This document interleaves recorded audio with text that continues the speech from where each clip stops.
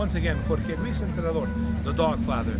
I'm here in Mexico City the first time I've ever seen this is a pet or a doggy drive-in theater. You can come in here, sit in your car and watch the movie, or you can sit outside in one of these lovely chairs, sofas, table, white cloth. There's a red carpet for the dog. Come and socialize before you watch the movie. There's popcorn, there's food. This place is really exceptional.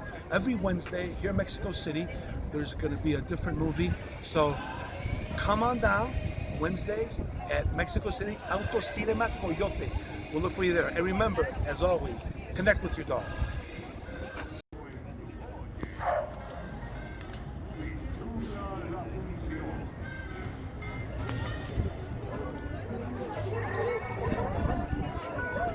Muy bien.